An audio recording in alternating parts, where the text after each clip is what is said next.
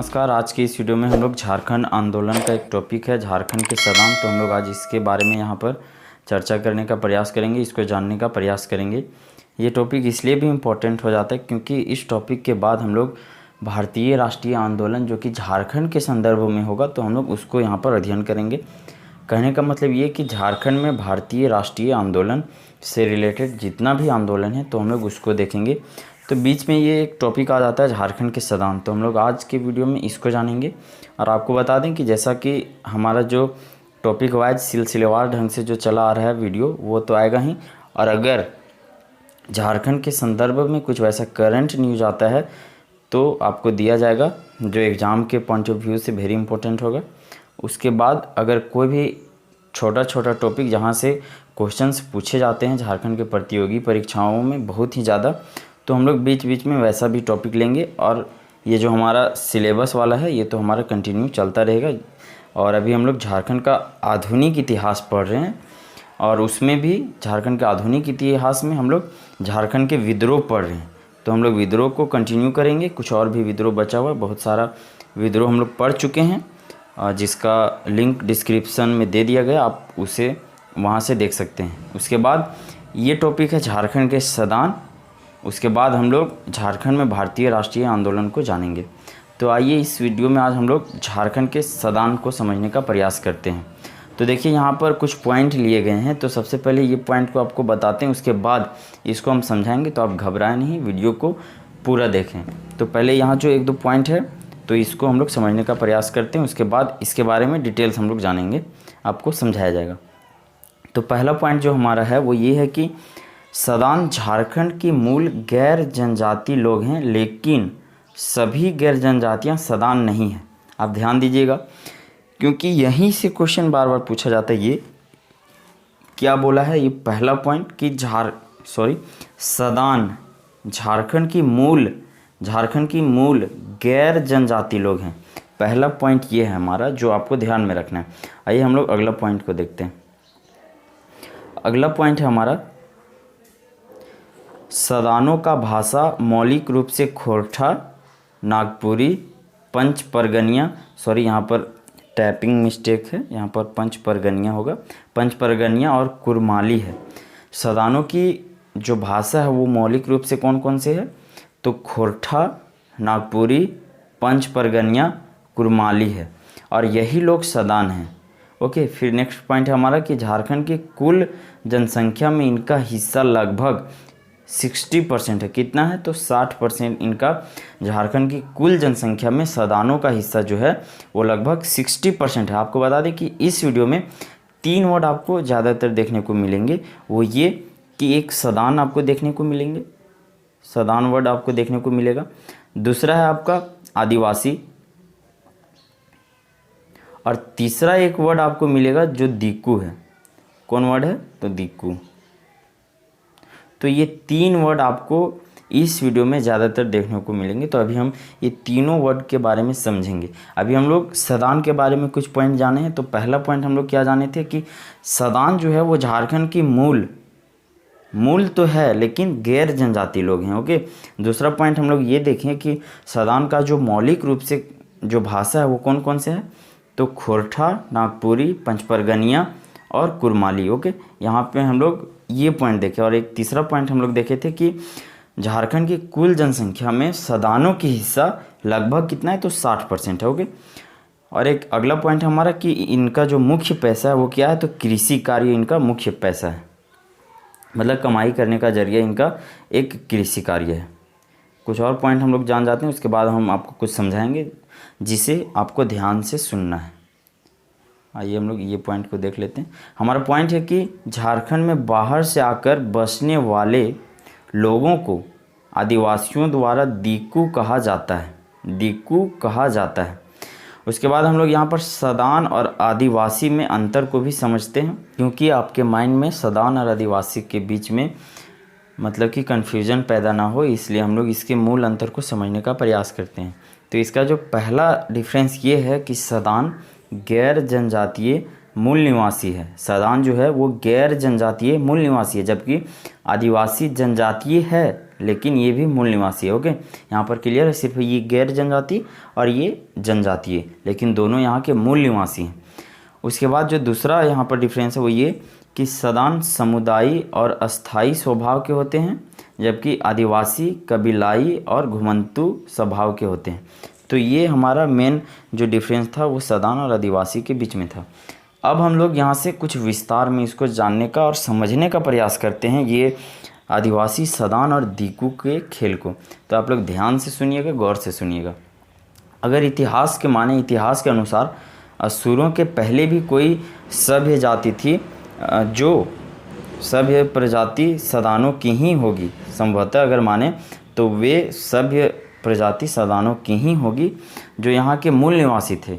और असुरों के बाद मुंडा और उरांव आते हैं, जिसका स्वागत भी कौन करते हैं, तो सदानों ने ही किया था। उसके बाद आपको बता दें कि अंग्रेज़ों ने इन दोनों जनजाति को आपस में लड़ाने का, भिड़ाने का काम किया, और बहुत हद तक इसमें ये सफल भी रहते हैं। अब अंग्रेज़ जो है वो आदिवासी और सदान के बीच में मतलब कि आपस में लड़ाई क्यों करवाना चाहते थे, ये यहाँ पर पॉइंट बनता है। तो आप लोग ध्यान से सुनिएगा।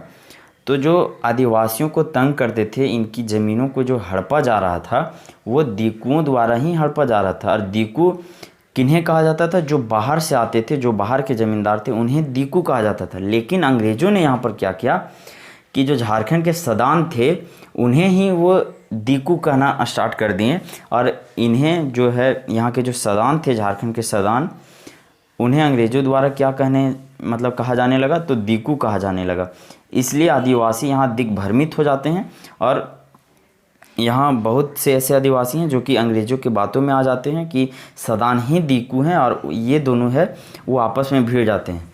इसी के परिणाम स्वरूप 1831-32 का जो कोल विद्रोह हुआ था, इसमें सदान और आदिवासी आपस में भिड़े थे। लेकिन बाद में बिरसा मुंडा अंग्रेज़ों का इस साजिश या फिर चाल कहें, जो भी आप कहें, तो इनको जो है समझ में आ जाता है कि ये अंग्रेज़ों का एक चाल है, मतलब आदिवासी और सदान के बीच भिड़ाने का। और वे सिर्फ उस दिन से जब उनको समझ में आता है, तब से अंग्रेज़ों पर ही निशाना वे सिर्फ बनाते थे। कौन? तो बिरसा मुंडा।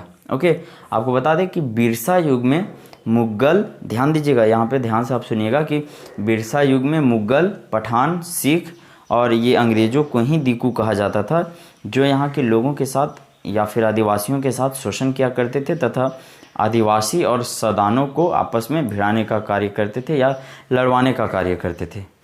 यहाँ तक पॉइंट क्लियर, आप इसको दोबारा भी सुन सकते हैं अगर समझ में आ गया होगा। तो चलिए हम लोग आगे आते हैं। नेक्स्ट पॉइंट हमारा कि जातिगत दृष्टि से सदानों के प्रकार। अब यहाँ पर जातिगत दृष्टि से हम लोग सदानों के प्रकार को देखते हैं। अगर आप बात करें कि झारखंड और देश के अन्य हिस्सों में भी, यहाँ पर टाइपिंग एरर है, हिस्सा होगा।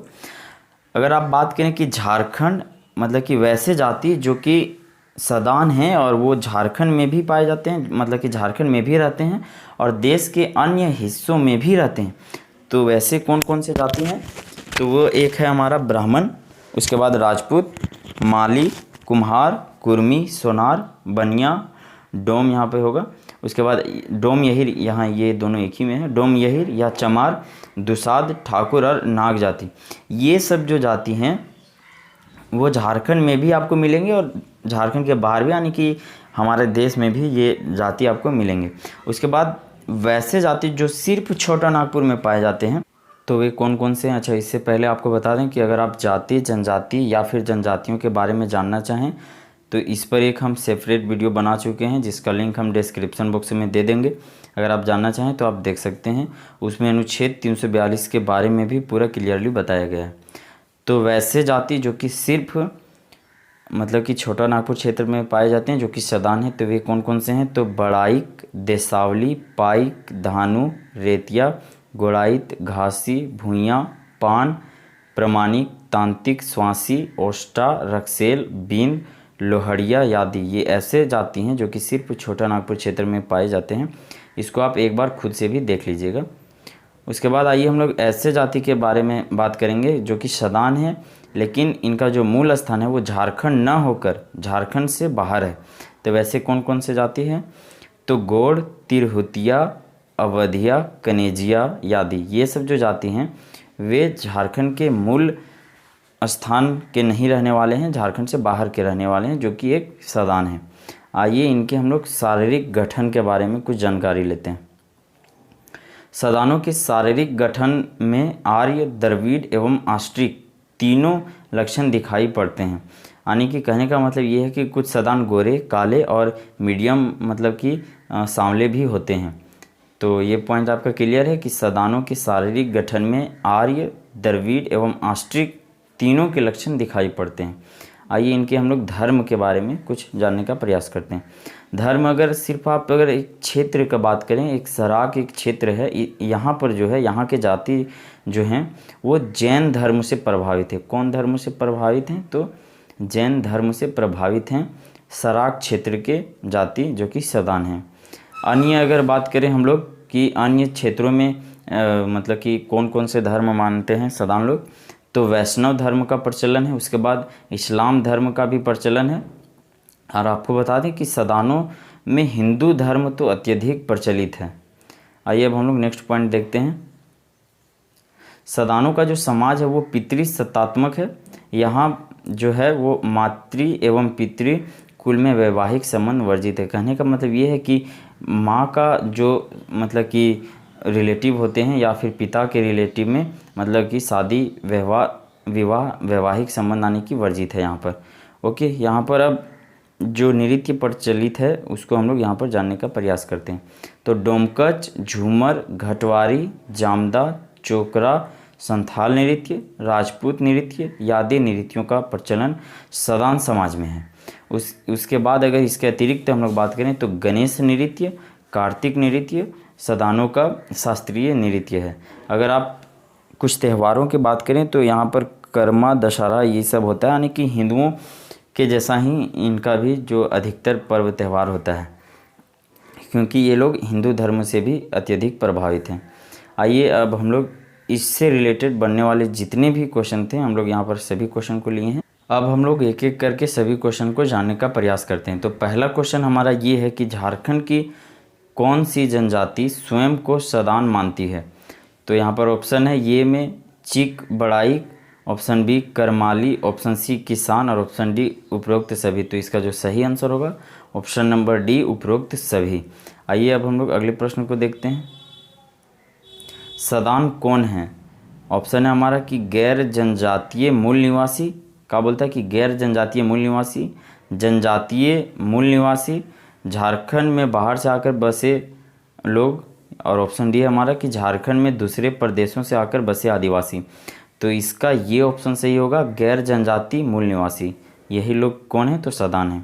अगला प्रश्न हमारा, झारखंड की कुल जनसंख्या में सदानों का हिस्सा लगभग कितना है? 25%, 90%, 60% या फिर 10%। तो इसका ऑप्शन नंबर सी सही आंसर होगा। कितना परसेंट है? तो 60% है। आइए अब हम लोग अगले प्रश्न को देखते हैं। अगला प्रश्न हमारा, जातिगत दृष्टि से सदानों को कितने भागों में वर्गीकृत किया गया है? ऑप्शन ए में है 3, ऑप्शन बी 2 और ऑप्शन सी 4, ऑप्शन डी में है 5। तो इसका जो सही आंसर होगा ऑप्शन नंबर बी 2। आइए अब हम लोग अगले प्रश्न को देखने का प्रयास करते हैं। अगला प्रश्न हमारा, इसको ध्यान से आप इसके ऑप्शन को ध्यान से पढ़ना है आपको। निम्न में से कौन सा कथन आदिवासी तथा सदान के बीच अंतर को स्पष्ट नहीं करता? ऑप्शन ये हमारा आदिवासी जनजाति है तथा सदान गैर जनजाति। ये तो स्पष्ट कर रहा है कि आदिवासी जनजाति है, सदान गैर जनजाति है। ऑप्शन बी हमारा आदिवासी कबीलाई होते हैं जबकि सदान समुदाय होते हैं। ये भी पॉइंट क्लियर है कि ये मतलब कि आदिवासी और सदान के बीच में सही बात बता रहा है हमको। उसके बाद है आदिवासी घुमंतु स्वभाव के होते हैं जबकि सदान अस्थाई स्वभाव के होते हैं। ये भी हमारा पॉइंट सही है। उसके बाद जो ऑप्शन हमारा डी है वो ये कहता है कि आदिवासी मूल निवासी हैं, आदिवासी मूल निवासी हैं जबकि सदान गैर निवासी हैं। ये हमारा पॉइंट जो है वो आदिवासी और सदान के बीच में अंतर स्पष्ट नहीं करता है। तो ये हमारा ऑप्शन नंबर डी सही आंसर होगा।